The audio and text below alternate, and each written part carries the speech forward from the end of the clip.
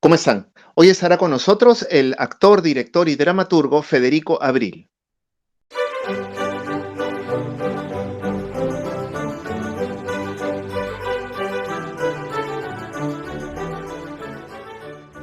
Bueno, Federico, bienvenido a Oficio Crítico, gracias por aceptar conversar con nosotros unos minutitos a raíz del estreno de una nueva obra que has escrito, que es El Compromiso. Bueno, antes que nada quería hacerte unas cuantas preguntas acerca de tu formación, de tu trayectoria. Federico, ¿cuándo así descubres que, digamos que tu futuro iba a estar relacionado al teatro, a las artes escénicas? Eh, Creo que mi primer acercamiento al teatro fue de grande, ¿no? O sea, yo soy de Chimbote, ¿no? Y Ujú. si bien viajaba regularmente a Lima eh, en, en vacaciones o para pasar periodos, bueno, mi abuela cuando yo tenía, mi abuela en el 96 tuvo un aneurisma, entonces nosotros siempre hemos venido a Lima como para vacaciones y por ahí tengo el recuerdo de haber ido al teatro alguna vez. Pero desde el 96 en adelante, mi abuela tuvo un aneurisma y eso se complicó. Entonces, mi abuela vino a Lima de emergencias y un poco que la familia se dividió en Chimbote y Lima, ¿no? Entonces, Ujú. mi mamá inclusive se quedó grandes periodos de tiempo acá en Lima. Entonces, yo iba y venía y yo vivía bueno, vivíamos en Tarata, ¿no? En la calle Tarata, justo en el edificio donde reventó todo, ahí vivíamos. Ya. Y, y me acuerdo de muy chico, eh, paseábamos mucho, ¿no? Somos una familia mucho de paseo y de pasear y de irnos y de ir al Haití a desayunar y estar el vacilón, creo que de alguien como yo que vivía en provincia y demás, que no salía mucho, era llegar y pasear. Entonces, tengo mucho el recuerdo de haber visto teatros, de haber visto espacios que decía teatro tal, pero nunca entraba con mi mamá. Mi mamá es una persona que no va al cine ni siquiera, porque le cuesta Ah, mucho estar en un espacio apagado, ¿no? Le mm. cuesta, se duerme, es muy gracioso, pero siempre me llamaba mucho la atención el teatro y el cine. O sea, entonces cuando ya estaba más grande, vengo de una familia de ingenieros, eh, todos muy buenos y todos muy respetados en Chimbote. Entonces, como la tradición familiar era que yo tenía que ser ingeniero, y en ese momento yo vine a Lima a estudiar ingeniería, ¿no? Y,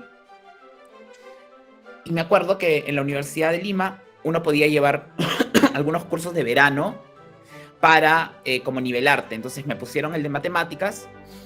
Y como yo quería quedarme todo el verano en Lima para estar con mis primos, busqué otros cursos para justificar que me tenía que quedar de lunes a viernes o lunes a sábado en Lima. Y justo había clubs, ¿no? Y me metí al club de coro porque me gustaba mucho cantar y me metí al club de teatro. Pero fue como, ¿dónde puedo estar? Que creo que podría ser algo. Ya.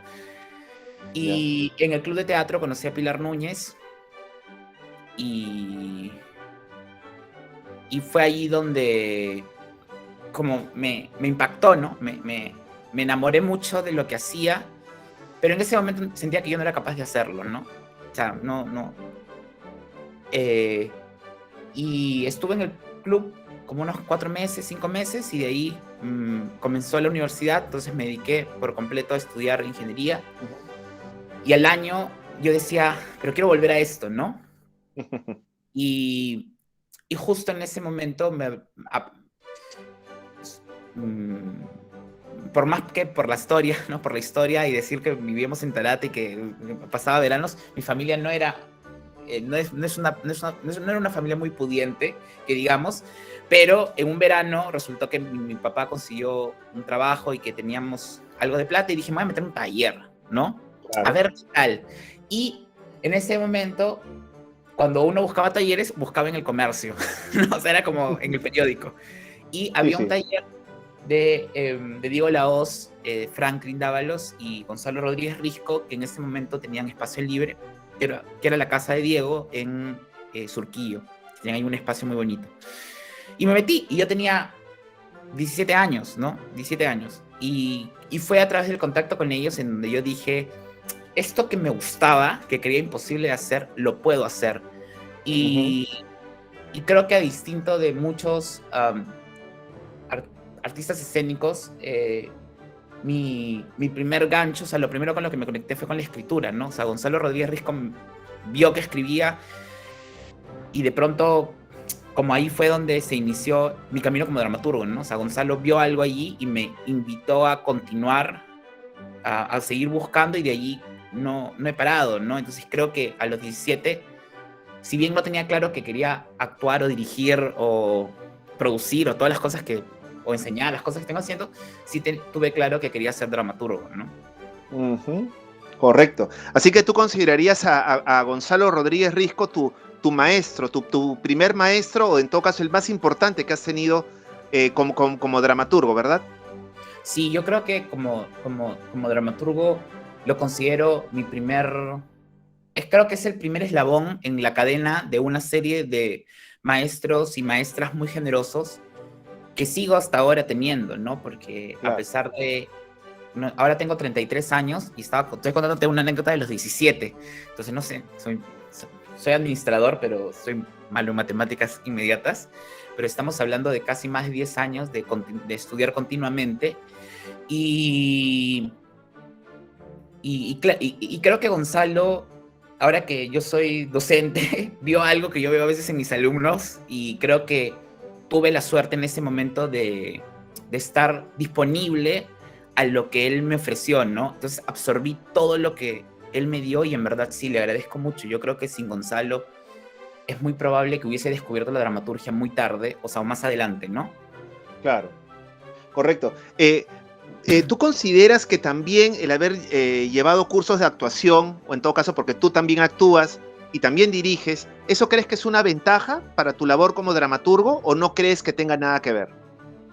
Sí, yo creo que para mí, yo lo veo de esa forma, ¿no? O sea, como lo que tú dices, ¿no? Yo creo que haber tratado o llevado actuación en paralelo y formarme como actor me ha ayudado mucho como escritor, ¿no? Sí, yo creo que fue muy importante, ¿no? No estoy diciendo y no pienso que un dramaturgo tenga que estudiar actuación, pero creo que para mí fue una herramienta muy útil. Creo que me ayudó a encontrarme dentro de la dramaturgia y encontrar las cosas que a mí me gustaban, porque a veces los dramaturgos, y estoy hablando como de una manera como excluida, ¿no? O sea, como que escribimos y luego decimos, ¿cómo se ve esto en escena? Bueno, no sé, que lo vea el director y tal, pero como, o sea, cuando yo lo escribo, yo lo pienso, lo siento, escucho las respiraciones de los actores, digo, ya acá hay esta cosa que puede hacer. Entonces, sí creo que ha sido un gran complemento, ¿no? Y cada vez más que yo sigo estudiando y formándome y buscando y escribiendo con otros, bajo la tutela de otros dramaturgos, ya no de aquí, sino de otros lados, como lo siento útil, ¿no? Porque además en otros sitios la aproximación de la dramaturgia es netamente desde la actuación, ¿no? Entonces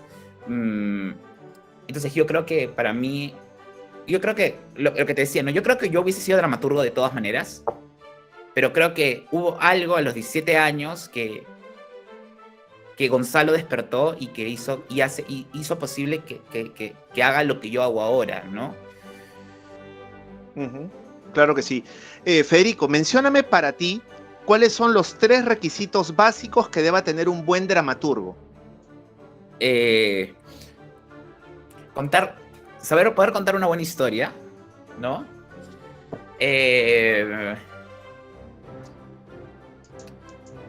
Creo que tener un espíritu de entretenimiento, ¿no? O sea, como de querer entretener pensando en este concepto que a mí me encanta, que David Carrillo lo dice mucho mejor que yo, pero es como sacar al público del mundo real y pasarlo a un mundo ficticio y que deje el celular y deje todo. O sea, como ese entretenimiento, no necesariamente que se rían, ¿no? Eso, entretenerlos, ¿no?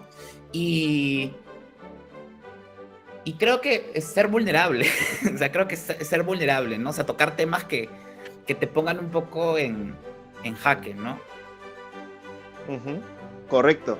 Federico, yo he entrevistado a varios dramaturgos, incluido a Gonzalo, y hay varios tipos de dramaturgos con respecto a los derechos de sus obras.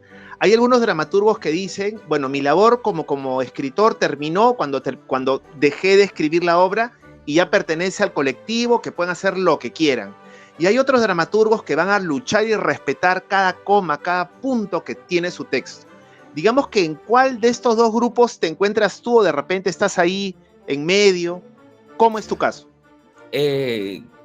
Yo por muchos años, como decía, no era el bando Gonzalo, era el bando César de María, ¿no? Que es como, lo que quieran, yo soy feliz que me produzcan, ¿no? Y es más, o sea, ni siquiera iba a ensayos, iba al estreno. Y luego, con el tiempo, me gusta estar involucrado, ¿no? O sea, me gusta estar involucrado, me gusta saber en qué anda, me gusta ver ensayos, me gusta compartir, ¿no? Porque tengo la sensación de que hay una... Y no es que... Yo no me... Yo pienso como Gabriel Calderón, que es un dramaturgo uruguayo, que dice que nosotros los dramaturgos escribimos a veces un poco de más, ¿no? O sea, como que a veces nosotros en nuestro mundo escribimos un poco de más y que el director y los actores pues van a tener que buscar una forma de decir todas las palabras, pero también van a tener que encontrar formas de cortar aquello que nosotros decimos de más. Finalmente, el público no está con el libreto en la mano diciendo, se volaron esto, ¿no? Claro. Y a veces ocurren sorpresas maravillosas que cuando uno ve su obra y dice, oye, me pasó lo mío, ves la obra y dices, wow, qué buen corte, me lo voy a robar, ¿no? Entonces, pero yo sí creo que hay una cosa en nuestra cultura peruana, y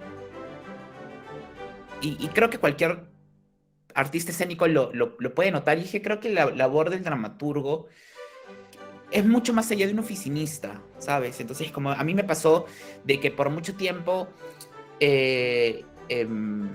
no sé, tenía un gran estreno, pongámonos, tenía un gran estreno en un gran espacio y el día de la prensa o el día de las entrevistas, como no se me mencionaba, ¿no? Por ahí si el director era como muy amable, me ponía, ¿no? O hablaban de dónde nace la idea, cómo vienen los actores. Siempre he trabajado con actores muy generosos y con directores muy generosos. Y siempre me ponían un poco en la plataforma, pero yo no sentía como que la dramaturgia era algo importante. Y me sentía un poco como medio... De repente mi labor es de oficinista, ¿no? Es como mandar el mail y que otras personas lo lean. Y creo que ahora yo estoy en la posición de compartir, porque hay una razón por la cual se escriben estos textos, hay una técnica detrás por la cual estos textos que yo hago existen. Es más, ahora me encanta, estoy trabajando mucho como dramaturgista, entonces como si alguien está siendo un autor de una época muy, muy puntual y de repente yo manejo esta información, como hasta yo mismo me ofrezco y digo, ya estás haciendo un texto de Chekhov, estás haciendo un texto de algún autor chileno que yo conozco el contexto, yo te acompaño en el proceso para que entiendas al dramaturgo, ¿no? Entonces, creo que vivimos en un mundo, en un teatro que se ha ido reconfigurando con el tiempo, que ha pasado de la creación colectiva al resurgimiento de la dramaturgia. Y creo que estoy en esa etapa en donde yo quisiera como que la gente conozca más al dramaturgo, conozca más la dramaturgia y entienda que es un eslabón importantísimo, tan importante que no habría obras, ¿no? Entonces, o sea, no habría obras, punto. Y creo que a veces no somos tan conscientes, y lo digo yo también como actor, ¿no? A veces inclusive yo soy un actor muy mañoso, entonces termino reescribiendo la obra y poniendo chistes donde sea, y luego tienen que editarme a mí como actor, ¿no? Me está pasando ahora que estoy haciendo una obra. Y pero siempre estoy pero ahora ya hago eso y estoy con la dramaturga al costado y le digo, ¿te gusta? O lo cambio, respeto tu texto, o sea, ¿qué hacemos? Creamos juntos, ¿no? Entonces, sí creo que creo que estamos en una época, y creo que yo al menos como autor estoy en una época en donde más que supervisar mi trabajo, quiero que la gente entienda la esencia de mi trabajo y compartir esa esencia, porque finalmente eso hace que la obra se enriquezca un montón, ¿no? Claro, claro que sí. ¿Te ha tocado ya dirigir tu propio texto, no es cierto? Sí, yo dirijo mis propios textos desde hace unos 4 años, un poco Ujú. más, inclusive, porque comencé yo a dirigir mis obras en microteatro, ¿no? O sea, Claro. uno postulaba y yo eh, hacía cosas rarísimas en microteatro, que agradezco mucho que me han permitido hacer desde thrillers hasta testimonial, o sea, hacía de todo y para mí microteatro fue como mi escuela intensiva de dirección y además porque tienes el público allí y el público no necesariamente es un público teatral, entonces estás como Así es. aprendiendo. Eh, Y ahí de repente se crea algún tipo digamos, no sé, fricción entre dramaturgo y director siendo la misma persona. ¿Tú como director le cortarías algún texto Sí, a tu propio? yo edito todos mis textos. Los actores que trabajan conmigo saben de que antes de estrenar o una semana antes entrego el libreto diciendo esto es lo que queda, ¿no? Y inclusive días antes estoy como diciendo, no, mejor cortemos esto, cambiemos el final de acá, jalemos acá. Yo tengo una gran ventaja. Justo ahora estoy trabajando con un amigo mío que justo estoy coescribiendo con un amigo mío que también está actuando una obra mía, ¿no? No voy a decir su nombre para que no se sienta mal el equipo de esa obra, pero cuando él vino y me dijo, estoy haciendo esta obra, yo le decía, ¿cuál? No me acuerdo. Me decía, no, pero este personaje que estoy haciendo no sé qué. Le decía, no me acuerdo de verdad. O sea, tengo que releer la obra para recordar lo que hice, ¿no? Ah, mira. Entonces, creo que esa es mi ventaja como director dramaturgo, que es que recuerdo de qué va la obra, pero no recuerdo exactamente cómo he hecho. Entonces, cuando dirijo, realmente dirijo desde un lugar, digamos, ya sea, o sea, como me imagino a mí ya con la obra cerrada y yo como director, es como si recibiera una obra cerrada y la diferencia es que a esta obra yo le puedo cambiar cosas y yo puedo Claro. trabajar cosas sin mantener la esencia de la obra, ¿no? Pero sí, creo que eso es una gran ventaja porque conozco otros autores que se dirigen, no solo acá, sino mis referentes y mis maestros más importantes son de Argentina y Uruguay, y ellos mismos dicen y trabajan y ven formas inclusive de engañar su propio texto. Entonces, por ejemplo, escuchaba a Alejandro Tantanian que decía que la primera vez que dirigió su propio texto y hizo un monólogo, dijo, bueno, voy a trabajar con 2 actores para engañar mi propio texto, o sea, para que mi texto vaya más allá del texto en sí mismo y lo que haga simplemente es como que que el actor cuente lo que yo estoy planteando, ¿no? Sino también yo esforzarme para abrir un nuevo canal, ¿no? Ujú. Ah, Y esa es como la ventaja que tengo, pero sí, yo pienso de que un autor que se dirige tiene que pasar por el ejercicio también de alejarse de su autoría, ¿no? claro, claro que sí. Muy bien, Federico. Ya un poco para terminar la entrevista, cuéntanos sobre El Compromiso, que justamente es una nueva apuesta virtual que viene con Teatro de Lucía, ¿verdad? Coméntanos un poquito a la gente que ve El Compromiso, ¿qué cosa le espera? Muchas cosas, muchas cosas. Creo que bueno, en principio es una invitación que agradezco mucho a Cecilia Bernasconi de escribir para el Teatro de Lucía en el contexto de pandemia. De verdad, se lo agradezco del alma, porque creo que en pandemia yo, como todos los artistas, nos quedamos un poco en el aire y Cecilia me invitó a hacer esta obra con las únicas reglas de que tenía que ser algo de 2 actores y ser una comedia y que debe durar una cantidad 45 minutos a 1 hora, o sea, como que no ir un poco más de allá. Y bajo esa premisa construí El Compromiso.